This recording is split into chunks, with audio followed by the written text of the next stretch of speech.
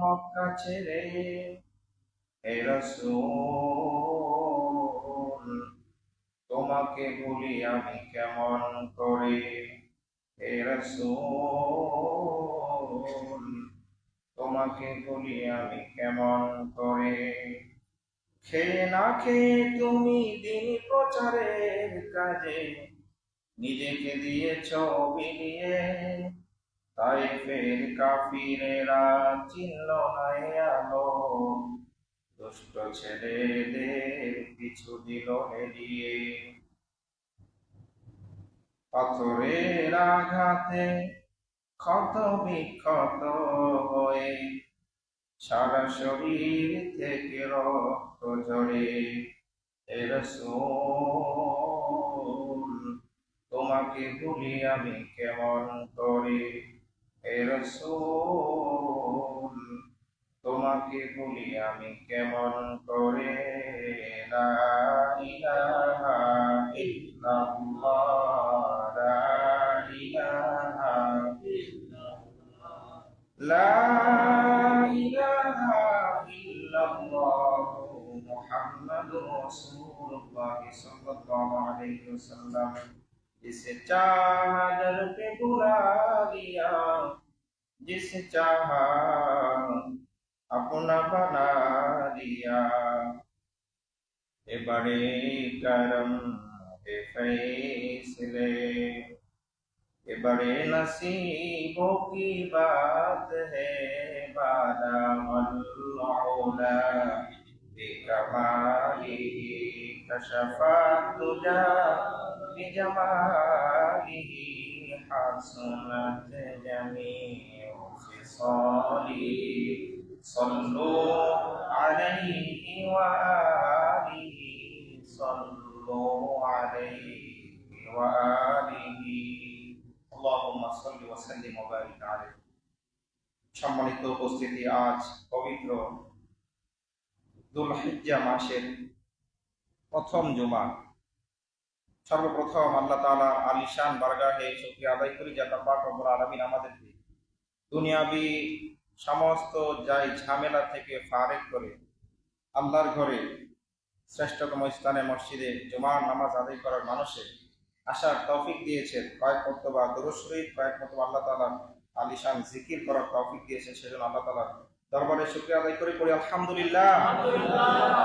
আরো শুকরিয়া আদায় করি যে আল্লাহ পাক রব্বুল আলামিন আমাদেরকে না চাইতে, বিনা দরখাস্তে, বিনা আবেদনে আখিরি নবীর উম্মত হিসেবে কবুল করেছেন, শ্রেষ্ঠ উম্মতের মর্যাদা দিয়েছেন। সেজন্য আবারও দিল খুলে কালিমাতুশ শুকর আদায় করে পড়ি আলহামদুলিল্লাহ।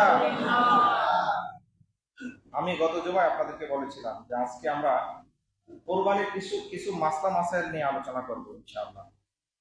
তো সেই ওয়াদা মোতাবেক আজকে কোরবানির গুরুত্বপূর্ণ কিছু মাসালা নিয়ে কথা বলবো। যদিও হাজার হাজার মাসালা আছে, সব বলা সম্ভব না, তবে যেগুলি নোট করেছি সেগুলি অত্যন্ত গুরুত্বপূর্ণ। আপনাদেরকে বলার চেষ্টা করবো, মনোযোগ দিয়ে শোনার চেষ্টা করবেন ইনশাআল্লাহ। কারণ কোরবানি করা বড় কথা নয়, কোরবানি কবুল হওয়া হচ্ছে বড় কথা। নামাজ পড়া বড় কথা না, সে নামাজ আপনার দরবারে কবুল হলো কিনা সেটাই হচ্ছে আসল কথা। রোজা রেখেছেন, রোজা কবুল হওয়া হচ্ছে বড় কথা। এই জন্য কবুলিয়তের দিকে আমাদেরকে খেয়াল করতে হবে। এই কোরবানি কবুল হওয়ার এক নাম্বার মাসালা যেটা এবং শর্ত যেটা, সেটা হচ্ছে সহিহ নিয়ত। বুখারী শরীফের শুরুতে আছে ইন্নামাল আমালু বিন্নিয়াত, যে বান্দার প্রতিটি আমল নির্ভর করে তার নিয়তের উপরে। নিয়ত যদি ভালো হয়, নিয়ত যদি ভালো হয় আপনার সেই আমলটি সওয়াব হবে। আর যদি নিয়ত ভালো না হয়, খারাপ হয়, আপনি ভালো কাজ করলে সেটাও সওয়াব মিলবে না। যেমন দুই ভাইয়ের মধ্যে মীমাংসা করে দেওয়ার জন্য মিথ্যা বলা জায়েজ আছে। যে তিন স্থানে মিথ্যা বলা জায়েজ আছে, এর মধ্যে একটা হচ্ছে দুই ভাইয়ের মধ্যে, দুই মুসলমান ভাইয়ের মধ্যে ঝগড়া মিটিয়ে দেওয়ার জন্য, মীমাংসা করে দেওয়ার জন্য মিথ্যা বলা জায়েজ আছে। মিথ্যা বলা কিন্তু মহাপাপ। আল কিযবু উম্মুয যুনুব, মিথ্যা হচ্ছে সকল পাপের মা। কিন্তু সেই মিথ্যা কথাও জায়েজ আছে কখন? দুই ভাইয়ের মধ্যে মীমাংসা করে দেওয়ার জন্য। আপনি বলতে পারবেন, একজনের কাছে গিয়ে বলতে পারবেন যে অমুক তো আপনার সম্পর্কে খুব ভালো ধারণা রাখে, যদিও তারা একজন আরেকজনের প্রতি খুব হিংসাত্মক মনোভাব, কিন্তু আপনি মেটানোর জন্য, ঝগড়া মেটানোর জন্য, মিলিয়ে দেওয়ার জন্য বলতে পারেন, ভাই আপনার অমুক ভাই তো আপনার প্রতি অনেক আন্তরিক, সে আপনার প্রশংসা করেছে, বস্তুত প্রশংসা করে নাই, আপনি মিলিয়ে দেওয়ার জন্য মিথ্যা কথা বলেছেন, জায়েজ আছে। তো নিয়ত ভালো, এটা কি হবে? সওয়াব হবে। আর নিয়ত ভালো নাই, এই হাদিসের মধ্যে ইন্নামাল আমালু বিনিয়াত, বুখারী শরীফের প্রথম হাদিসের মধ্যে শেষের অংশে বলা হয়েছে, কেউ যদি মহিলার জন্য হিজরত করে, হিজরত করা হচ্ছে ইসলামের মধ্যে অন্যতম একটি আহ, ইসলামের মধ্যে অন্যতম একটি সওয়াবের কাজ, এবং এটি অন্যতম একটি সুন্নাহ। নবীজি, আমাদের নবী প্রিয় রাসূল সাল্লাল্লাহু আলাইহি ওয়াসাল্লাম, তিনি কিন্তু মক্কা থেকে মদিনায় হিজরত করেছেন। কিসের জন্য? দ্বীনের স্বার্থে, ইসলামের জন্য, আল্লাহ তাআলার হুকুম মেনে হিজরত করেছেন। সেখানেও কিছু কিছু মানুষ এরকম ছিল, তাদের প্রেমিকা হিজরত করতেছে ওখানে, তারাও সাথে হিজরত করবে। তখন আল্লাহ তাআলা, আল্লাহ রাসূল স্পষ্ট হাদিসে বলেছে, কেউ যদি কোনো মহিলাকে বিয়ে করার জন্য হিজরত করে, তার হিজরতটা হিজরতে রাসূলের মতো হবে না, বা সেটা সওয়াব হবে না, সেটা ওই কাজের জন্যই যথেষ্ট হবে, কোনো ধরনের ফায়দা সেখান থেকে পাওয়া যাবে না। এজন্য যদিও হিজরত অন্যতম একটি সুন্নাহ, কিন্তু নিয়ত ভালো না থাকার কারণে সেখান থেকে কোনো সওয়াব হবে না। এজন্য নিয়ত হচ্ছে এক নাম্বার। আল্লাহ তাআলা এই কথাটি সূরাতুল হজ এর 37 নম্বর আয়াতে বলেছেন, যেটি খুতবাতে তেলাওয়াত করেছে। আল্লাহ তাআলা বলেছেন, লা ইয়ানালাল্লাহা লুহুমুহা ওয়ালা দিমাউহা ওয়ালাকিন ইয়ানালুহুত তাকওয়া মিনকুম। আল্লাহ তাআলা বললেন, লা ইয়ানালাল্লাহা লুহুমুহা, তোমরা যে আমার রাস্তায় কোরবানি করো, আমি আল্লাহর নামে তোমরা যে কোরবানি করো, এই কোরবানির গোশত, কোরবানির যে গোশত সেটা আমার দরবারে পৌঁছায় না। ওয়ালা দিমা উহা, এবং সেই প্রাণীর যে রক্ত আছে সেটাও আমার দরবারে পৌঁছায় না। ওয়ালাকিন ইয়ানালুহুত তাকওয়া মিনকুম, আমি রব্বুল আলামিনের কাছে তোমাদের যে নিয়ত আছে, সেই নিয়তটা, তোমাদের যে তাকওয়া, সেটি আমি আল্লাহর দরবারে পৌঁছাই। জোরে বলুন সুবহানাল্লাহ। কারণ গোশত যে বের হয় পশু থেকে জবাই করার পরে, সেগুলি আমরাই ভক্ষণ করি, সেগুলিকে আল্লাহ তাআলা খান? রক্ত সেগুলি মাটিতে প্রবাহিত হয়ে যায়। যেন হাদিস শরীফে আসছে, যখন পশুর রক্ত প্রবাহিত হয়, রক্ত জমিনে পড়ার আগে যদি তার নিয়ত পরিশুদ্ধ থাকে, তার পশুর রক্ত জমিনে পড়ার আগে আল্লাহর দরবারে তার কোরবানি কবুল হয়ে যায়। এই জন্য ইব্রাহিম আলাইহিস সালাম, আমাদের কথা জমাই বলেছি, উনি ওনার সন্তানকে কোরবানি কিন্তু করেন নাই, রক্ত প্রবাহিত করেন নাই। তখন যখন দেখলেন যে নিয়ত পাকাপোক্ত, তিনি একদম নিয়ত করে ফেলেছেন কোরবানি করবেনই, তার মানে তার নিয়তে কোনো ধরনের ভেজাল নাই। আল্লাহ তাআলা আর পুত্রকে জবাই করলেন না। পুত্রকে জবাই না করে তিনি জান্নাত থেকে জিবরাইল আলাইহিস সালামের মাধ্যমে একটি দুম্বা অথবা একটি পশু পাঠিয়ে দিলেন, সেটি কোরবানি হয়ে গেল। এবং আল্লাহ তাআলা বললেন যে তুমি যেন তোমার পুত্রকেই কোরবানি করেছো, তুমি তোমার স্বপ্ন বাস্তবায়ন করেছো, যদিও স্বপ্নে দেখেছো পুত্রকে তুমি কোরবানি করছো, তুমি সেটা বাস্তবায়ন করেছো, কারণ তোমার নিয়তে কোনো ধরনের ভেজাল নাই। এই জন্য নিয়ত হতে হবে পরিশুদ্ধ, এক নম্বর মাসালা। আল্লাহ তাআলা বলছেন, কাযালিকা সাখখারাহা লাকুম, আল্লাহ তাআলা এই সব কিছুই তোমাদের জন্য নিয়োজিত করে দিয়েছেন। দুনিয়াতে যত সৃষ্টি আছে, মানুষ ছাড়া প্রত্যেকটি সৃষ্টি, মানুষ ছাড়া প্রত্যেকটি সৃষ্টি, এগুলি মানুষের জন্য নিয়োজিত। আমরা ছাড়া যত মাখলুকাত আছে, যত সৃষ্টি আছে, এই যে সমুদ্র, এই সমুদ্র দিয়ে আল্লাহ তাআলার কোনো উপকার হয় না, এগুলি মানুষের জন্য আল্লাহ তাআলা দিয়েছেন, যোগাযোগ ব্যবস্থার জন্য। পাহাড় দিয়েছেন এই পৃথিবীকে ভারসাম্য রক্ষা করার জন্য, ব্যালেন্স করার জন্য। পাহাড়কে প্যারেক স্বরূপ দিয়েছেন, নয়তো এই পৃথিবী ছিটকে গিয়ে অন্য কোনো গ্রহে পড়ে যেত, ধ্বংস হয়ে যেত। আল্লাহ তাআলা ব্যালেন্স করার জন্য পাহাড় দিয়েছে, নদীর মধ্যে মাছ দিয়েছে, সেগুলি দিয়ে আল্লাহ তাআলার কোনো উপকার হয় না, বা আল্লাহ তাআলা সেখান থেকে কোনো ধরনের ফায়দা নেন না, সেগুলি মানুষ রক্ষণ করে। চলাচল করার জন্য বাহন দিয়েছে, সেগুলি মানুষের জন্য নিয়োজিত। অর্থাৎ মোটা দাগে তাফসীরের মধ্যে বিভিন্ন রিওয়ায়াত আসছে 18,000 মাখলুকাত, আমরা বাদে বাকি 17,999 জাতি সব কিছু মানুষের জন্য নিয়োজিত। এই জন্য আল্লাহ তাআলা মানুষকে আশরাফুল মাখলুকাত, সৃষ্টির সেরা জীব বলেছেন। সুবহানাল্লাহ বলবেন না? আল্লাহ পাক বলছেন কাযালিকা সাখখারাহা লাকুম লিতুকাব্বিরুল্লাহা আলা মা হাদাকুম, আমি আল্লাহ পাক এই সব কিছুই তোমাদের জন্য নিয়োজিত করে দিয়েছি। লিতুকাব্বিরুল্লাহ, যেন আমি আল্লাহ তাআলার বরত্ব তোমরা প্রকাশ করতে পারো, যেন আমি আল্লাহ তাআলার তাকবীর তোমরা বলতে পারো। আলা মা হাদাকুম, এই জন্য কারণ আল্লাহ পাক রব্বুল আলামিন তোমাদেরকে হেদায়েত দিয়েছেন। সুবহানাল্লাহ। আল্লাহ তাআলা আমাদেরকে হেদায়েত দিয়েছেন। যদি আল্লাহ তাআলা হেদায়েত না দিতেন আমরা হয়তো বেদিন হয়ে যেতাম, বিধর্মী হতাম।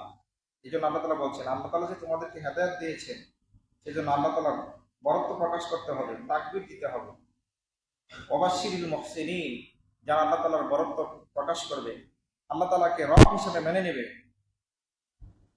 তাদের জন্য সুসংবাদ রয়েছে। সেসব মুহসিন বান্দাদেরকে আপনি সুসংবাদ দেন। জোরে বলুন সুবহানাল্লাহ। এই জন্য নিয়ত পাকাপোক্ত করে রাখতে হবে। এই নিয়ত যদি গম্ভীর হয় তাহলে আপনার সে কোরবানি আপনি করতে পারবেন, 2 লক্ষ 3 লক্ষ টাকা দিয়ে আপনি কোরবানি করবেন, কিন্তু আপনার এই কোরবানি আল্লাহর দরবারে পৌঁছাবে না। যে উদ্দেশ্য আপনি কোরবানি করলেন সেই উদ্দেশ্য হাসিল হবে না। এরপরে কোরবানির 2 নাম্বার যে মাসালা নোট করেছি সেটি হলো কোরবানি কার উপর ওয়াজিব। যদিও সংক্ষিপ্তভাবে গত জুমে আপনাদেরকে বলেছি, আবারও বলছি, এই কোরবানি হচ্ছে মাল্লাহু সা, যার জন্য কোরবানির সামর্থ্য রয়েছে, সাহেবে নেসাব, নেসাব পরিমাণ সম্পদ যার কাছে গচ্ছিত থাকবে। কতদিন? 3 দিন। কয়দিন? আমার কথা বুঝতেছেন? কোরবানি ওয়াজিব হবে যদি নেসাব পরিমাণ সম্পদ 3 দিন আপনার কাছে থাকে। যাকাতের ক্ষেত্রে শর্ত হচ্ছে 1 বছর পর্যন্ত আপনার কাছে এই পরিমাণ সম্পদ, অর্থাৎ 52.5 তোলা রূপা। বর্তমানে রূপা এবং স্বর্ণের মূল্য অনেক ডিফারেন্স, এই জন্য কম যেটা আছে সেটা ধরবেন। 52.5 তোলা রূপার মূল্য কত হবে? 52.5 ভরি রূপা আর কি। 1 ভরি রূপার দাম বর্তমানে কত? 1-1.5 হাজার টাকা। এভাবে হিসাব করেন 52.5 ভরি রূপার দাম কত? 75,000 থেকে 80,000 এরকম হবে, অর্থাৎ 1 লাখ টাকার কম। এই পরিমাণ সম্পদ যদি আপনার কাছে জমা থাকে 1 বছর পর্যন্ত, তাহলে আপনাকে যাকাত দিতে হবে 40 ভাগের 1 ভাগ, অর্থাৎ 100 টাকার মধ্যে 2.5 টাকা যাকাত দিতে হবে। আর কোরবানির মাসালা হচ্ছে ওই কোরবানির 3 দিন আপনার কাছে থাকলেই হবে, প্রয়োজনের অতিরিক্ত। আপনি যা দিয়ে ভরণ পোষণ করেন, যা দিয়ে আপনার সংসার চলে, সেগুলি ব্যতীত প্রয়োজনের অতিরিক্ত ওই 52.5 তোলা রূপার মূল্য, টাকা হোক অথবা সম্পদ হোক, যদি আপনার কাছে থাকে, মিন ফাজরিল আশির, ওই জিলহজের 10 তারিখ ফজর থেকে ইলা মাগরিবি ইসনা আশারা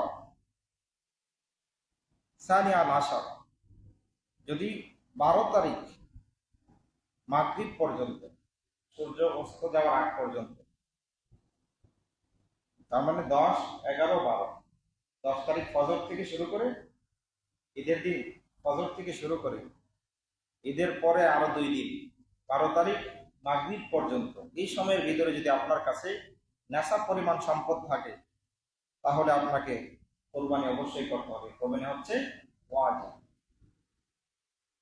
নবীজি খুব কঠোর বার্তা দিয়েছেন, গত জন্য আপনাদেরকে বলেছি, মান কানা লাহু সা, যার জন্য সামর্থ্য রয়েছে কোরবানি দেওয়া, ফালাম ইউদাহি, সে কোরবানি করলো না, ফালা ইয়াকরাবান্না মুসাল্লানা, নবীজি বলেছেন সেজন্য আমাদের ঈদগাহে না আসে। কত কঠিন কথা। কিন্তু আমরা এখন বর্তমানে অনেক নতুন ফতোয়া শুনি, বলে যে কোটিপতি কোরবানি না দিলেও কোনো গুনাহ হবে না। নাউজুবিল্লাহ করে, এটা ওয়াজিব, আপনার জন্য অবশ্যই কোরবানি করতে হবে। এরপরে এই 3 দিন হচ্ছে কোরবানির দিন। আপনি চাইলে 3 দিনের যে কোনো দিন আপনি কোরবানি করতে পারবেন।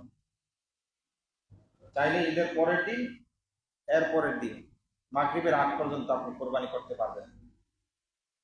তবে 10ম দিন, জিলহজের 10ম দিন অর্থাৎ ঈদের দিন, ওই দিন কোরবানি করা হচ্ছে উত্তম। ঈদের দিন কোরবানি করা কি উত্তম। তবে আপনি বাকি 2 দিনও কোরবানি করতে পারবেন, কোনো সমস্যা থাকলে, অসুবিধা হবে না। এরপর আরেকটি মাসালা হচ্ছে যে কোরবানি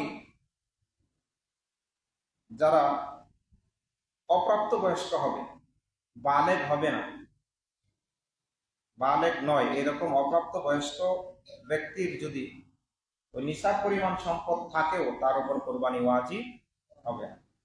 মনে করেন একটা বাচ্চা, তার অনেক সম্পদ আছে, উত্তরাধিকার সূত্রে সম্পদ পেয়েছে, যেগুলি আপনার নেশাব পরিমাণ, এরকম সম্পদ আছে, কিন্তু সে বালেগ নয়, তার উপর কোরবানি ওয়াজিব হবে না। তাহলে কোরবানি ওয়াজিব হওয়ার শর্ত হচ্ছে বালেগ হতে হবে। কি হতে হবে? বালেগ। কারণ বালেগ হওয়ার পরে তার উপর শরীয়ত বর্তায়, এর আগ পর্যন্ত তার উপর কোন ধরনের শরীয়তের বিধান প্রয়োগ করা যায় না। এরপরে আরেকটি মাসালা হচ্ছে, যদি সে আকল সম্পন্ন না হয়, যদি তার ব্রেইন ঠিক না থাকে, এরকম আছে না উন্মাদ, পাগল, তার উপরও কোনো ধরনের শরীয়ত নাই। এজন্য ওই পাগলেরও যদি এরকম নিসাব পরিমাণ সম্পদ থাকে, তাহলে তার উপর কুরবানি করা আবশ্যক হবে না, ওয়াজিব হবে না। এরপরে বলা হচ্ছে, যদি অপ্রাপ্ত বয়স্ক অর্থাৎ বালেগ নয় এইরকম লোক যদি কোরবানি করে, তাহলে বিধান কি হবে?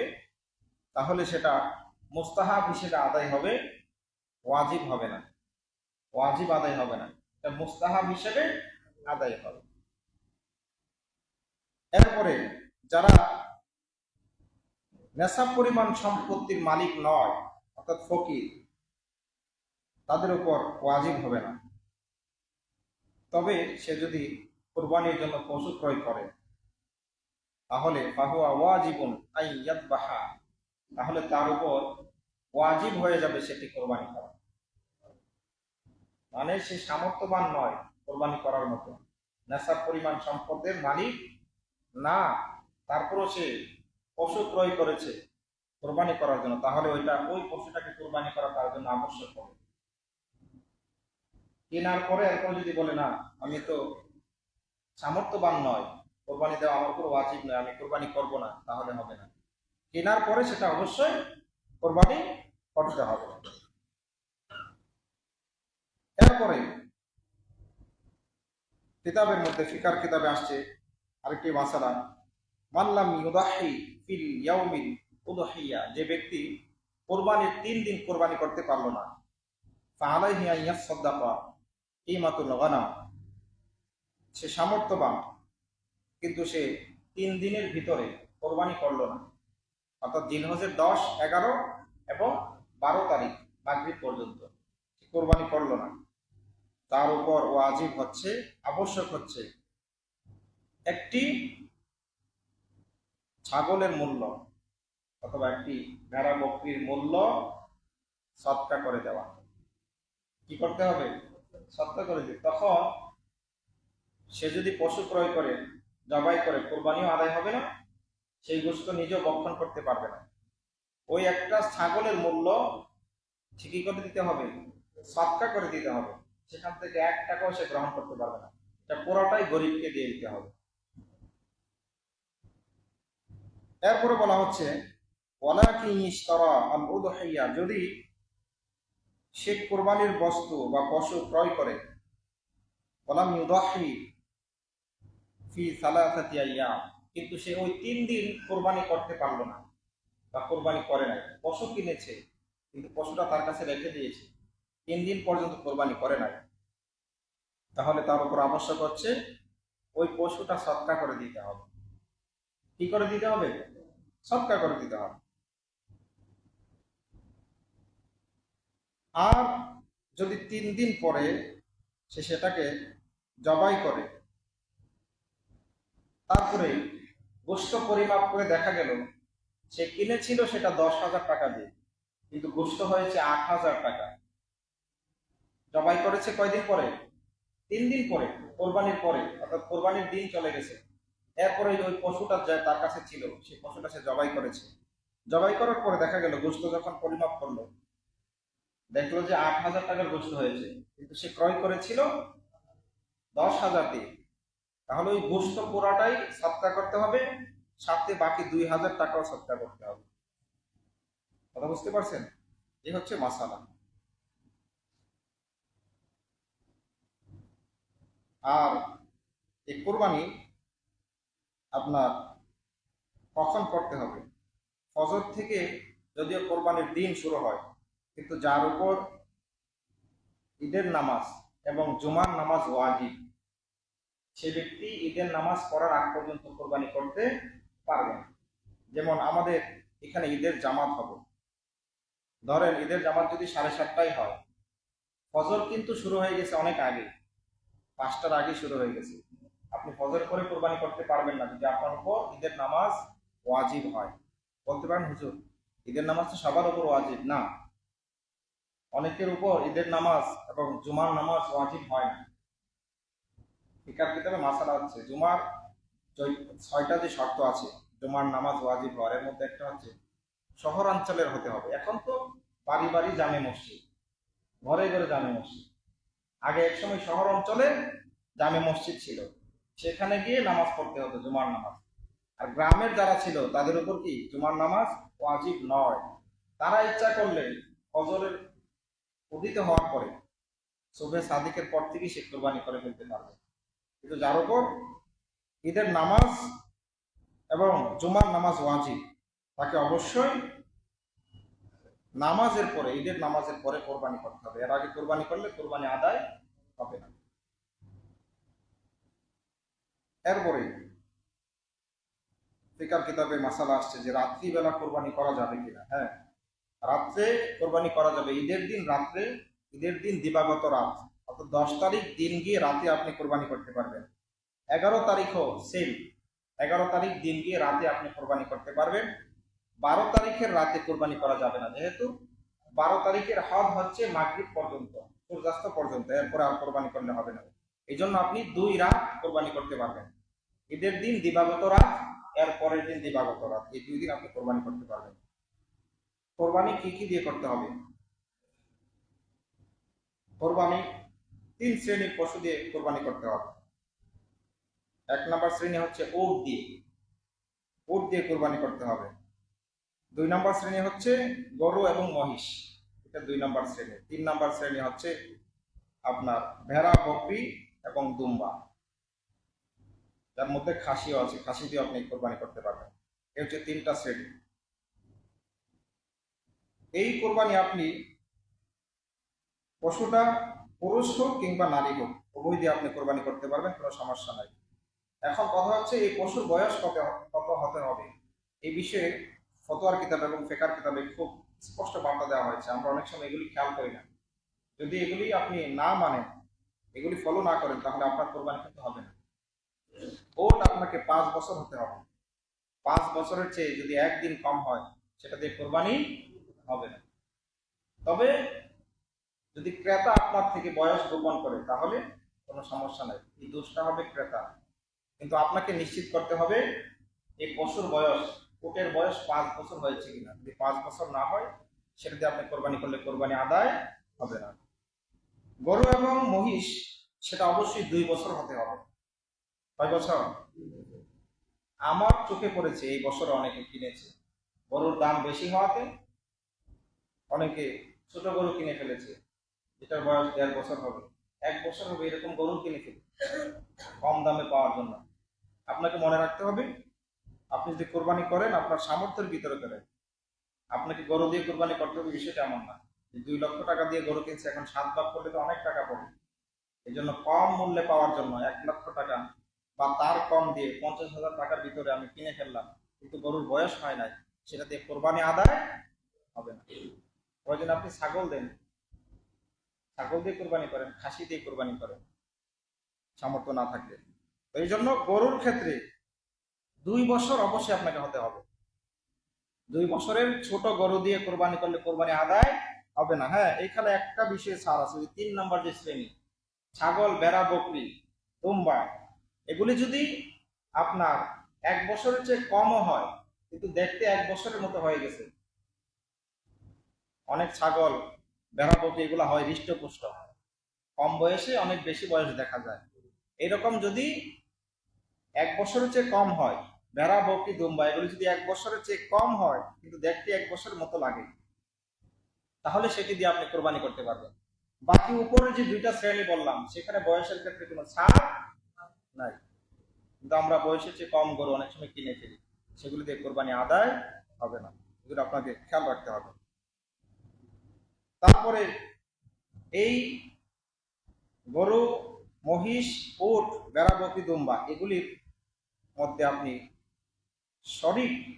শরিকের যে বিষয়টি, শরিকের মাসালা, ভেড়া, বকরি, দুম্বা বা খাসি এগুলি একজনে করতে পারবে, একজনের পক্ষ থেকে, অর্থাৎ শুধু একটা শরিক, এখানে অন্য কোনো শরিক নেওয়ার কোনো সুযোগ নাই।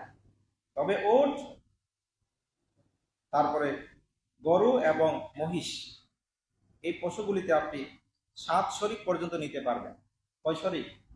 7 শরিক। এরপরে আরেকটি মাসালা হলো যে এই 7 শরিকের ভিতরে কেউ যদি আকিকার জন্য শরিক হয় তাহলে হতে পারবে, কোনো সমস্যা নাই। কোরবানির 7টা শরিকের ভিতরে আকিকার শরিকও নেওয়া যাবে, কোনো সমস্যা নাই। তবে ছাগল এবং ভেড়া, বকরি, দুম্বা এগুলির মধ্যে আপনি আকিকার শরিক হওয়া যাবে না। ওই যে গরু, মহিষ এবং উটের মধ্যে আপনি আকিকার শরিক নিতে পারবেন, কোরবানির সাথে থাকতে হবে, তাহলে আপনার আকিকা নিতে পারবেন। এরপরে ফতোয়ার কিতাবের মধ্যে খুবই গুরুত্বপূর্ণ একটি মাসালা, সেটি হচ্ছে আপনার কোরবানি বাতিল হয়ে যাবে যদি ভাগের মধ্যে কম বেশি করা হয়। এজন্য যারা ভাগে কোরবানি দিবেন, 7 শরিকে, 5 শরিকে, 3 শরিকে, তাদেরকে অবশ্যই ভাগ করার সময় একদম ওজন করে সমান সমান করে মেপে আপনাকে ভাগ করতে হবে। অনেক সময় এমন হয় যে আমার কোনো আপত্তি নাই, একটা আনুমানিক একটা ভাগ করে ফেলো, আমাদের কোনো আপত্তি নাই, এরকম বললে হবে না। আপনাকে একদম সঠিকভাবে ওজন করে সমান সমানভাবে প্রত্যেককে ভাগ দিয়ে দিতে হবে। সেখানে যদি একটু সামান্য হেরফের করেন তাহলে আপনার কোরবানি বাতিল হয়ে যাবে, ফতোয়ার কিতাবে স্পষ্ট ফতোয়া আসছে। এরপরে যদি এই ভাগে যারা কোরবানি দিবেন, এখানে যদি কেউ গোশত খাওয়ার নিয়তে যদি কোরবানি করে, যে যদি কোরবানি না করি পরিবারের তারা না খেয়ে থাকবে বা তাদের একটা চাহিদা থাকে, ডিমান্ড থাকে, এই জন্য কোরবানি করবো, এরকম যদি সামান্য পরিমাণ নিয়ত থাকে তাহলে ওই একজনের নিয়তের কারণে বাকি সবার কোরবানি বাতিল হয়ে যাবে। এই জন্য যথাসম্ভব পারলে একা কোরবানি করা উত্তম। তাহলে আপনার দায় দায়িত্ব আপনার উপরে, আপনার নিয়ত যদি ভালো হয় কবুল হবে, নিয়ত ভালো না হলে সেটা আপনার উপরে। কিন্তু ভাগে যখন আপনি কোরবানি দিবেন, ওই 7 শরিকের ভিতরে যদি একজনের কোনো ধরনের নিয়তে গরমিল থাকে তাহলে বাকি সবার নিয়ত বাতিল হয়ে যাবে। এরপরে মশালা হচ্ছে এই 7 শরিকের মধ্যে এমন একজন শরিকদার, অংশীদার আছেন, তার উপার্জন সে হালাল পথে উপার্জন করে নাই, হারাম টাকা উপার্জন করে, এরকম আছে না? সুদখোর, ঘুষখোর এরকম আছে না? চুরি করে, ডাকাতি করে, এইরকম কেউ যদি থাকে তাহলে তার পুরা ইনকাম পুরাটা হারাম হতে হবে বিষয়টা এমন না। সে হালাল পথেও ইনকাম করে আবার হারাম পথেও ইনকাম করে, অর্থাৎ তার পুরা টাকা হারাম কিংবা কিছু টাকা হারাম, এরকম ব্যক্তি যদি আপনার শরিকের মধ্যে অংশগ্রহণ করে 7 শরিকের মধ্যে, তাহলে ফিকহ কিতাবের মধ্যে স্পষ্ট আসছে লা ইয়াকবালুল উদহিয়াতা কুল্লাহা, কারো কোরবানি কবুল হবে না। নাউজুবিল্লাহ পড়ে। এই জন্য খুব সেন্সিটিভ থাকতে হবে, সাবধান থাকতে হবে, ওই রকম শরিক দেখে দেখে নেবেন। আর যদি আপনাদের কাছে যদি মনে হয় যে না একা দিয়ে ফেলবো, তাহলে একা দেওয়াই ভালো। একা দিলে তখন আর কোনো ধরনের এই ধরনের ঝামেলায় পড়তে হবে না। এরপরে বলা হচ্ছে, যদি সাহেবে নেশাব, যে ব্যক্তি সামর্থ্যবান, সে একটি গরু অথবা মহিষ সে ক্রয় করলো অথবা উট ক্রয় করলো, তখন সে কেনার পরে বাকি 6 জনকে সে নিতে পারবে, কোনো সমস্যা হবে না। সে কিনেছে একা, যে একা কোরবানি করবে, কিন্তু পরবর্তীতে সে আরো 6 জনকে সে নেওয়ার নিয়ত করলো, নিতে পারবে, কোনো ধরনের সমস্যা নাই। যেহেতু একটা উটে কিংবা গরু এবং মহিষের মধ্যে 7 শরীক পর্যন্ত দেওয়া যায়, সেজন্য বাকি 6 জনকে সে নিতে পারবে কেনার পরেও। তো এই গরু, মহিষ, উট, ভেড়া, বকরি, দুম্বা, সেগুলির গুণাগুণ কেমন হবে? ফিকহ কিতাবের মধ্যে আসছে, হৃষ্টপুষ্ট হতে হবে, সেটার শরীরের মধ্যে মাংস থাকতে হবে বেশি, মোটা তাজা হতে হবে, রোগ মুক্ত হতে হবে। এই জন্য বাজারে যাওয়ার পরে ভালো ভালো পশু দেখে ক্রয় করবে। যেহেতু আল্লাহ তাআলা আমাদের জাতির পিতা ইব্রাহিম আলাইহিস সালামকে বলেছিলেন, তোমার প্রিয় বস্তু তুমি কোরবানি করো। তো আপনিও এরকম পশু নিয়ে আসবেন যেটাকে দেখলে আপনার ভিতরে মায়া কাজ করে, যেটা মানুষকে আকর্ষণ করে। প্রিয় বস্তু হতে হবে, একটা রোগা, একদম শরীরের মধ্যে কিছু নাই, শুধু হাড় ছাড়া। গৃহস্থ যারা যারা চাষি আছে, চাষ করে, গরু পালে, তারা দেখবেন যেটা মোটা হচ্ছে না সেটা আগে ভাগে বিক্রি করে ফেলে। তাহলে সেটা কি তার প্রিয় হলো? যেটা মোটা তাজা বা খুব দ্রুত বাড়তেছে, সে সেটাকে কি করে? যেটা খুব দ্রুত বাড়তেছে, মোটা তাজা হচ্ছে, সেটা তার প্রিয় এবং সে খুব দামে সেটা বিক্রি করার চেষ্টা করে। এবং অনেক সময় সোশ্যাল মিডিয়াতে আসে, সে বলে যে এটা আমার অনেক শখের একটা গরু। এরকম ভালো ভালো গরু দেখে, হৃষ্টপুষ্ট গরু দেখে আপনাকে বা পশু দেখে আপনাকে কিনতে হবে।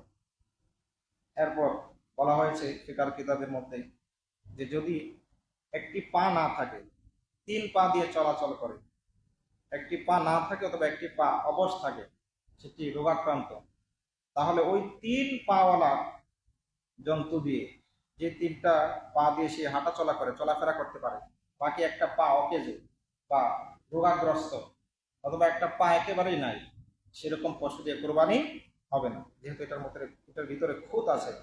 এরপর বলা হয়েছে যে অসুস্থ প্রাণী দিয়ে কোরবানি হবে না। এরপর বলা হলো যে লা ইয়াজুজু বিল হাইওয়ান লা সিন্না লাহু, যেই পশু দাঁত নাই, মানে তার দাঁত ছিল কিন্তু রোগের কারণে দাঁতগুলি সব পড়ে গেছে, এরকম পশু দিয়ে কোরবানি হবে না।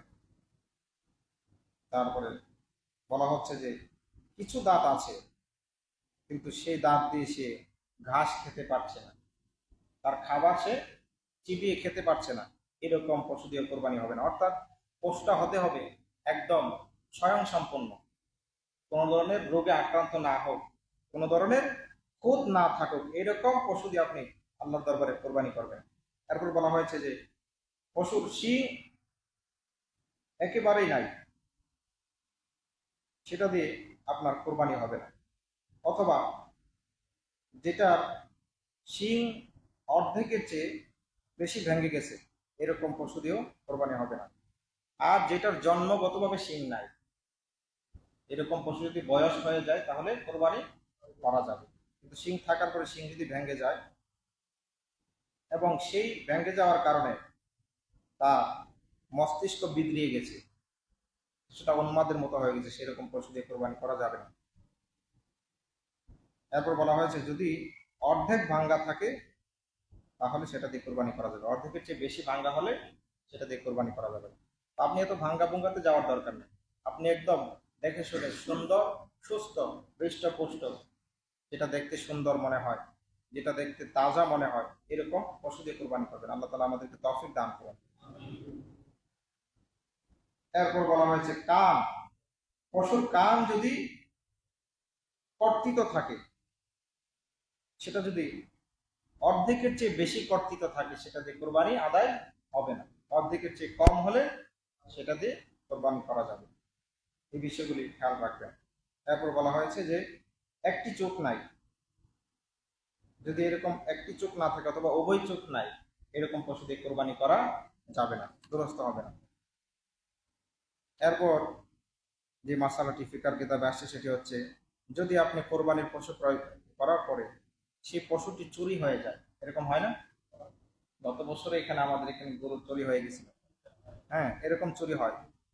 ইন ফাকাদাল উদহিয়া, যদি সেই কোরবানির বস্তুটি বা পশুটি যদি চুরি হয়ে যায়, আর যে ব্যক্তি ক্রয় করেছে সে যদি সাহেবে নেশাব বা সামর্থ্যবান হয়, অর্থাৎ যার উপর কোরবানি ওয়াজিব হয়েছে, এরকম ব্যক্তির গরু যদি চুরি হয়ে যায়, তাহলে আর নতুন করে তাকে গরু কিনতে হবে না, তার কোরবানি কি হয়ে যাবে। আর যে ব্যক্তি গরু কিনেছে কিন্তু সে সামর্থ্যবান না, তার উপর কোরবানি ওয়াজিব নয়, এরকম লোক গরু কিনেছে বা পশু কিনেছে, ছাগল কিনেছে, ভেড়া বকরি বা ওট কিনেছে, কিন্তু সেটি চুরি হয়ে গেছে, তার জন্য আবার আবশ্যক আরেকটা গরু কিনে, বা যদি ছাগল কিনে থাকে আরেকটা ছাগল কিনে সমমূল্যে, যদি ওট কিনে থাকে সমমূল্যের আরেকটি ওট ক্রয় করতে হবে, সেটা কোরবানি করতে হবে। কারণ আপনাদেরকে আগে মাসালা বলেছি যে যদি কোনো অসামর্থ্যবান, তার সামর্থ্য নেই বা কোরবানি করা তার উপর আবশ্যক নয়, সাহাবে নেশাব নয়, এরকম লোক যদি তার পশু ক্রয় করে ফেলে, সেটাকে অবশ্যই কোরবানি করতেই হবে, ওয়াজিব হয়ে যায়। এই বিষয়ে খেয়াল রাখবেন। এরপর ফিকার কিতাবে বলা হয়েছে, যদি সে দ্বিতীয় গরু কেনার পরে প্রথম গরুটি পায়, তাহলে কি করবে? যে ব্যক্তি সামর্থ্যবান, সে একটি গরু কোরবানি করলে হয়ে যাবে, যার উপর কোরবানি আবশ্যক। আর যে ব্যক্তির উপর কোরবানি আবশ্যক নয়, সে যদি দ্বিতীয় গরু আরেকটা কেনার পরে আগেরটা আবার ফিরে পায়, উভয়টা কোরবানি করতে হবে। আর সামর্থ্যবান ব্যক্তি একটি আদায় করলেই হয়ে যাবে। তবে ওকিলা হুমা আফদল, যদি উভয়টি কোরবানি করে এটি উত্তম হবে। এরপর বলা হয়েছে যে গর্ভবতী পশু দিয়ে কোরবানি হবে কিনা। হ্যাঁ, ইয়াজুজু বিল হামেলা, ফিকার কিতাবের মধ্যে আসছে যে গর্ভবতী পশু দিয়ে কোরবানি করা জায়েজ আছে। তবে কোরবানি করার পরে যদি পেটের ভিতরে যদি বাচ্চাটি জীবিত পায়, তখন বলা হয়েছে ফায়াদ বাহু, সেটিকেও সে কোরবানি করে দেবে। আর যদি সেটা জীবিত রাখে, এটা পরে শ্রদ্ধা করে দিতে হবে। আর জবাই করে দিলে ওই কোরবানির গোষ্ঠীর সাথে মিলিয়ে 3 ভাগ করে আপনি যার যার ভাগ দিয়ে দিতে পারবেন, খাইতে পারবেন, কোনো সমস্যা হবে না। এরপর বলা হয়েছে ইজা ওয়াসালা ইলাল মাখাদ, যদি ওই গর্ভবতী পশুটা যদি প্রসবের সময় উপস্থিত হয়ে যায়, এই মুহূর্তে সেটাকে জবাই করা যাবে কিনা। অর্থাৎ আপনি এখন কোরবানি করবেন, এই মুহূর্তে ওই পশুটার প্রসব বেদনা শুরু হয়েছে, তখন কি করবেন? ফিকার কিতাবের মধ্যে আসছে যে সেটা তখন আপনি জবাই করতে পারবেন, তবে তালহুয়া মাকরুহুন, তবে সেটি মাকরুহ হবে। এরপরের যে মাসালা সেটির মধ্যে বলা হয়েছে ইজা ওয়াজাদাল আইবু, যদি কোনো দোষ ত্রুটি প্রকাশ পায় বাদাল ইশতারা, ক্রয় করার পরে, কেনার আগে সে জানে না যে এটার মধ্যে কোনো ধরনের দোষ ত্রুটি আছে, কেনার পরে প্রকাশ পায়, তাহলে ফালা ইয়াজুজু বিল গনি লিল গনি, যে ব্যক্তি ধনী সামর্থ্যবান, তার জন্য সেটা দিয়ে কোরবানি করা জায়েজ হবে না। তবে বাল ইয়াজুজু লিল ফাকির, যে অসামর্থ্যবান, ফকির, গরিব, তার জন্য সেটা দিয়ে কোরবানি করা জায়েজ হবে। এরপর বলা হয়েছে যদি দোষ ত্রুটি গোপন রাখে, বয়স, পশুর বয়স যদি গোপন রাখে বিক্রেতা, যদি বলে যে হ্যাঁ গরুর বয়স 2 বছর হয়ে গেছে, আসলে 2 বছর হয় না, তাহলে সেটা দিয়ে কোরবানি আদায় হয়ে যাবে, যেহেতু ক্রেতা সে জানে না, সে 2 বছর জেনেই সে কিনেছে। তো এই গুণাটা, পুরাপুরি গুণাটা যাবে ওই ক্রেতা, যে বিক্রেতা, তার আমল নামায়, বিক্রেতার গুণা হবে বয়স গোপন করার কারণে। এরপর বলা হয়েছে যে পশু কোরবানি করা উত্তম হচ্ছে ওই স্থানে যেখানে পরিবেশ দূষণ হয় কম। এই জন্য পশু কোরবানি করার ক্ষেত্রে এই বিষয়গুলি খেয়াল রাখতে হবে। দেখা যায় অনেক সময় আমরা কোরবানি করার পরে রাস্তার পাশে আমরা বুড়ি টুড়ি ফেলে দিই। এগুলো খুব সচেতনতার সাথে আপনাকে খেয়াল করতে হবে। চট্টগ্রাম সিটি কর্পোরেশন থেকে নির্দেশনা দেওয়া হয়েছে যে আপনি গরু কোরবানি করবেন, পশু কোরবানি করবেন, অন্যান্য যে কোনো ধরনের পশু আপনি আল্লাহর রাস্তায় কোরবানি করবেন, যথাস্থানে আপনাদের ময়লাগুলি ফেলবেন, ডাস্টবিনে ফেলবেন। সেখান থেকে সিটি কর্পোরেশনের নিয়োজিত লোক আছে, তারা সেখান থেকে নিয়ে সেগুলি অন্য কোথাও ট্রান্সফার করবে। কিন্তু আপনি যেখানে সেখানে ফেলে দিবেন না, এতে পরিবেশ দূষণ হবে। সেই ফেকার কেতাবের মধ্যে নির্দেশনা দেওয়া হয়েছে যে পরিবেশ দূষণ হয় এরকম স্থানে কোরবানি করা যাবে না, সেগুলো খেয়াল রাখবেন। এরপরে বলা হয়েছে যে পশু কোরবানি করা উত্তম হচ্ছে ওই ব্যক্তির উপর যে পশু ক্রয় করেছে, অর্থাৎ যার পশু যে কোরবানি দিবে তার জন্য উত্তম হচ্ছে কোরবানি করা, জবাই করা। যদি সে নিজে জবাই করতে পারে সেটি কি সবচেয়ে উত্তম। যদি জবাই না করতে পারে, অন্য কেউ জবাই করে দেয়, তাহলে তাকে আপনি বিনিময় দিতে হবে, উজরত।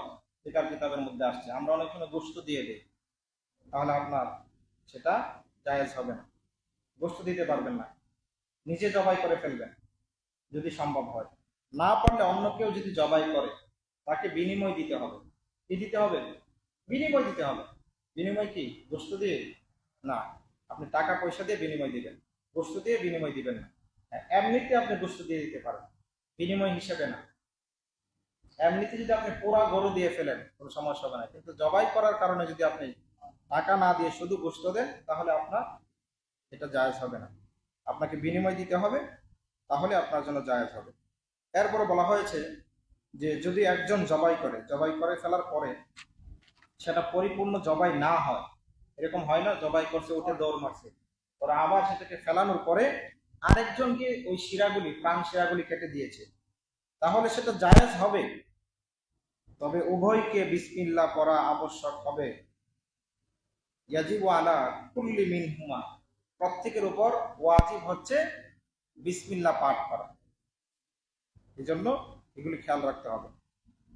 এরপরে আরো অনেক মাসালা আছে, সময় শেষের দিকে আমরা শেষ করে দিচ্ছি। গুরুত্বপূর্ণ আরেকটি নির্দেশনা হচ্ছে আপনাদের জন্য আইয়ামে তাশরিক আমাদের সামনে সমাগত, যে দিনগুলিতে তাকবীর বলতে হয়। আপনাদেরকে গত জুমায় বলেছি আল্লাহ তাআলার কাছে সেই তিনটি ধ্বনি, সেই তিনজনের তাকবীর আল্লাহর কাছে পছন্দ হয়েছে। আমাদের জাতির পিতা ইব্রাহিম আলাইহিস সালামের তাকবীর, ওনার সন্তান ইসমাইল আলাইহিস সালামের তাকবীর এবং জিব্রাইল আলাইহিস সালামের তাকবীর, এই তিনজনের তাকবীর মিলে আল্লাহ তাআলা আমাদের উপর আবশ্যক করে দিয়েছেন সেই তাকবীরগুলি আইয়ামে তাশরিক, অর্থাৎ 9 তারিখ, আগামী 9 তারিখ আরাফার দিন থেকে, ফজর থেকে। আগামী 9 তারিখ কখন থেকে শুরু হবে? বুধবার, বৃহস্পতিবার ঈদ না, এর আগের দিন বুধবার ফজর থেকে। এরপরে 13 তারিখ জিলহজের 13 তারিখ রবিবার আসর পর্যন্ত আপনাকে তাকবীর বলতে হবে। সেই তাকবীরটি কি? আল্লাহু আকবার, আল্লাহু আকবার, লা ইলাহা ইল্লাল্লাহু আল্লাহু আকবার, আল্লাহু আকবার লিল্লাহিল হামদ। এটা তিনজনের ধ্বনির বিনিময়ে, তিনজনের তাকবীরের সমন্বয় করে এই তাকবীরটা করা হয়েছে। যখন ইব্রাহিম আলাইহিস সালাম যখন জবাই করলেন, তার পুত্রকে জবাই করার জন্য উদ্যত হলেন, যখন আসমান থেকে দুম্বা এনে ইব্রাহিম যখন ওনার ছুরির নিচে দিয়ে দিলেন, যখন জবাই হয়ে গেল, তিনি পড়লেন আল্লাহু আকবার, আল্লাহু আকবার। এরপরে জিব্রাইল আলাইহিস সালাম তিনি বললেন লা ইলাহা ইল্লাল্লাহু আল্লাহু আকবার। ইসমাইল আলাইহিস সালাম বললেন পাশ থেকে আল্লাহু আকবার লিল্লাহিল হামদ। এই তিনজনের তাকবীর মিলে আল্লাহ তাআলা আমাদের জন্য ওয়াজিব করে দিয়েছেন। এই তিনজনের তাকবীর আমাদেরকে সমন্বয় করে ফরজ নামাজের পরে পড়তে হবে। কোন দিন থেকে? আগামী বুধবার ফজর থেকে বৃহস্পতি, শুক্র, শনি, রবিবার আসর পর্যন্ত আপনাকে এই 5 দিন তাকবীর বলতে হবে। তাকবীরটি ফরজ নামাজের পরে উচ্চ স্বরে পড়তে হবে, নিম্ন স্বরে পড়লে আদায় হবে না। এই জন্য যখন নামাজ শেষ হবে প্রত্যেকে উচ্চ স্বরে পড়বেন। একবার পড়া হচ্ছে ওয়াজিব, 3 বার পড়া মুস্তাহাব। একবার পড়া ওয়াজিব, 3 বার পড়া মুস্তাহাব। আপনারা সেটা উচ্চ স্বরে পড়বেন। এবং মা বোন যারা রয়েছেন তাদের জন্য নির্দেশনা হচ্ছে যে আপনারা আস্তে আস্তে পড়বেন, নিম্ন স্বরে, যেহেতু মা বোনদের কণ্ঠ হচ্ছে পর্দা, এখান থেকে অনেক শিক্ষা আছে। মা বোনদের জন্য কণ্ঠ কি পর্দা, যেন পরপুরুষ না শুনতে পারে, এই জন্য আস্তে আস্তে পড়বে। কিন্তু পুরুষ যারা আছে তারা উচ্চস্বরে পড়বে। এখন আপনি ভুলে গেলেন, ফরজ পরে ফেলেছেন, এখন হঠাৎ করে নামাজের অনেকক্ষণ পর আপনার মনে হয়েছে যে আমি তো তাকবীর পড়লাম না। যখন মনে হয়েছে তখনই আদায় করে ফেলবেন উচ্চস্বরে। তাকবীরটি হচ্ছে আল্লাহু আকবার, আল্লাহু আকবার, লা ইলাহা ইল্লাল্লাহ, আল্লাহু আকবার, আল্লাহু আকবার, লিল্লাহিল হামদ। আমার সাথে দুইবার আবৃত্তি করেন, আল্লাহু আকবার, আল্লাহু আকবার, লা ইলাহা ইল্লাল্লাহ, আল্লাহু আকবার, আল্লাহু আকবার, লিল্লাহিল হামদ। আল্লাহু আকবার, আল্লাহু আকবার, লা ইলাহা ইল্লাল্লাহ, আল্লাহু আকবার, আল্লাহু আকবার, লিল্লাহিল হামদ। এখন হাতে হাতে মোবাইল আছে, মোবাইলে সার্চ দিয়ে তাকবীরটি আপনারা শিখে নেবেন। এটি আপনারা অবশ্যই আদায় করবেন। আল্লাহ তাআলা আমাদেরকে তৌফিক দান করুন। 2 নাম্বার হচ্ছে আরাফার দিনের রোজা, সেটি রাখার চেষ্টা করবেন। এটি হচ্ছে সুন্নত রোজা, আরাফার দিনের রোজা। এই রোজার গুরুত্ব অনেক বেশি। নবীজি বলেছেন সিয়ামু ইয়াউমি আরাফা, আরাফা দিনের রোজা হচ্ছে আহতাসিবু আলাল্লাহ, আমি ধারণা করি আল্লাহ তাআলা আইয়ুকাফিরা as-সানাতাল্লাতী ক্বাবলাহু ওয়াস-সানাতাল্লাতী বা'দাহু, আমি ধারণা করি গত 1 বছরের যে গুনাহ খাতা আছে আল্লাহ তাআলা সেই গুনাহ খাতা এই রোজার মাধ্যমে মাফ করে দিবেন, এবং আগামী বছরের, অর্থাৎ গত 1 বছর, যে আরাফার দিন থেকে গত 1 বছর এবং আরাফার দিন থেকে পরবর্তী 1 বছর পর্যন্ত আল্লাহ তাআলা সমস্ত গুনাহ খাতা বান্দার মাফ করে দিবেন এই আরাফার দিনের রোজার মাধ্যমে। সেই রোজাটি আগামী বুধবার, অর্থাৎ ঈদের আগের দিন রোজাটি রাখবেন। এই আরাফার দিন সম্পর্কে হাদিস শরীফে আরো বলা হয়েছে, নবীজি বলেছেন যে আরাফার দিনে আল্লাহ তাআলা এত বেশি পরিমাণ মানুষকে জাহান্নাম থেকে মুক্তি দেন যেটা অন্য কোনো দিন দেন না। আরাফার দিনে আপনারা রোজা রাখার চেষ্টা করবেন। সর্বশেষ ঘোষণা হচ্ছে, আমাদের এই কেন্দ্রীয় মসজিদে ঈদুল আজহার জামাত গতবারের মতো বরাবরের মতো 7টা 30 মিনিটে ইনশাআল্লাহ ঈদের নামাজ অনুষ্ঠিত হবে। কয়টা বাজে? 7টা 30 মিনিটে। আপনারা যথাসময় ইনশাআল্লাহ যারা এখানে ঈদের নামাজ পড়বেন যথাসময় চলে আসবেন। আরেকটি মানবিক আবেদন আপনাদেরকে বলে শেষ করে দিচ্ছি, সেটি হচ্ছে আমাদের চিটাগং মেডিকেলে একজন রোগী ভর্তি ছিল, তার ক্যান্সার হয়েছে। মাদ্রাসার স্টুডেন্ট ছিল, সে খুব মেধাবী ছাত্র ছিল, কোরআন পড়তো। এখন সে আপনার ক্যান্সার রোগে আক্রান্ত। এই যে তার এখানে পিঠের মধ্যে এত বড় হয়ে গেছে ক্যান্সার। সে মাদ্রাসার ছাত্র ছিল, আমাদের এই মেডিকেল অনেকদিন ভর্তি ছিল, পরে এখান থেকে ঢাকা পাঠিয়ে দেওয়া হয়েছে। ঢাকা ক্যান্সার হাসপাতালে আছে বর্তমানে। অপারেশন করতে অনেক টাকার প্রয়োজন। তারা হচ্ছে গরিব, একবারে গরিব। এই জন্য সাহায্যের জন্য আপনাদের কাছে বলা হয়েছে, আপনারা সামর্থ্য অনুযায়ী যতটুকু পারেন, যেহেতু আমিও সুপারিশ করতেছি, আমিও শরীক হবো ইনশাআল্লাহ, আপনারা প্রত্যেকে অল্প করে হলো 5 টাকা দিয়ে হলেও শরীক হবেন ইনশাআল্লাহ। আপনাদের এই সহযোগিতার মাধ্যমে যদি সে আবার তার জীবন ফিরে পায়, আবার সে যেন কোরআন পড়তে পারে, মাদ্রাসায় পড়তে পারে, বড় একজন আলেম হতে পারে, যদি সে আবার জীবিত হয়, কোরআন পড়তে পারে, এই লোকটা যদি আলেম হয়, আপনারা কিন্তু কবরে গিয়েও তার সেই বেনিফিট পেতে থাকবেন। এই জন্য আমি আশা করবো আপনারা প্রত্যেকে অল্প দিয়ে হলেও শরীক হবেন। আল্লাহ তাআলা যেন তাকে সুস্থ করে দেয়, আমাদের সকলকে যেন সহযোগিতা করার তৌফিক দান করেন। গেটের মধ্যে দাঁড়াবে নামাজের পরে, আপনারা সবাই সহযোগিতা করবেন ইনশাআল্লাহ। যারা সুন্নত করেন নাই, সুন্নত করে নেন।